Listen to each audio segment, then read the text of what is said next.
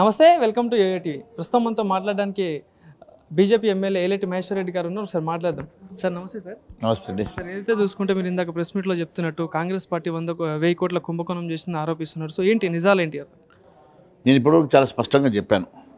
ఏ రకంగానైతే 1,30,30,000 metric టన్నుల procurement జరుగుతున్నటువంటి ధాన్యంలో ప్రతి సంచికి 4 కిలోల ఎక్సెస్గా మీరు ఎందుకు జొక్తా ఉన్నారు అంటే, అక్కడ వెళ్ళిన తర్వాత రైస్ మిల్లర్ మళ్ళీ తెప్పను ఆయన మళ్ళీ ఒక అడిషనల్గా 2 kgs కట్ చేయడము.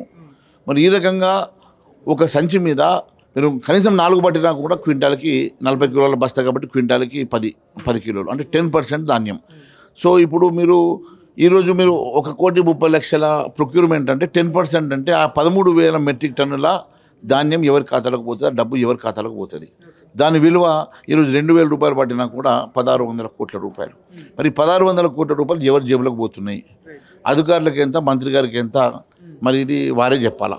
నాకున్న సమాచారం మంత్రి గారికి 500 కోట్లు వాళ్ళు ఇచ్చినట్టుగా, రైస్ మిల్లర్లు ఇచ్చినట్టుగా సమాచారం ఉన్నది. అదొకటి. అది కాకుండా మీకు ధాన్యం ఇచ్చిన వెంటనే వితిన్ 6 months లోపల మీరు CMR రైస్ ఇవ్వాలి. మరి 2-3 సంవత్సరాలైనా ఇస్తలేరు. మరి వారికి వడ్డీ లేని మీ కోట్ల రూపాయలు రైస్ మిల్లర్ దగ్గర వాడకంలో ఉన్నాయి. మరి ఎందుకు వాళ్ళ దగ్గర నుంచి మీరు తీసుకోవడం లేదు? మరి వారు ఇవ్వకుంటే మీరు వాళ్ళ మీద ఎన్ని కేసులు పెట్టారు, ఎంత మీరు వాళ్ళ దగ్గర నుంచి మరి ఫైన్లు చేశారు, ఎన్ని మీరు షోకాసులు ఇచ్చారు, ఎంతమంది మీద రెవెన్యూ రికవరీ యాక్ట్ కింద వసూలు చేశారు చెప్పాల్సిన బాధ్యత ఈ ప్రభుత్వం మీద ఉన్నది.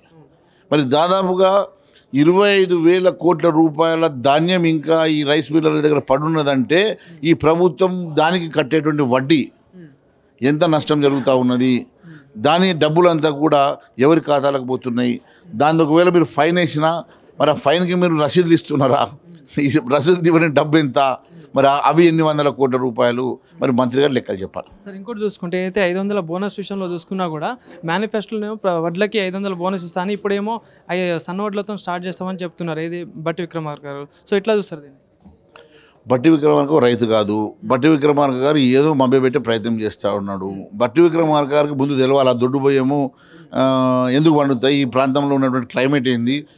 95% పైచీలకు మీరు ప్రొక్యూర్ చేసేది కానీ ఈ రాష్ట్రంలో పండేది కానీ దొడ్డు బియ్యమే.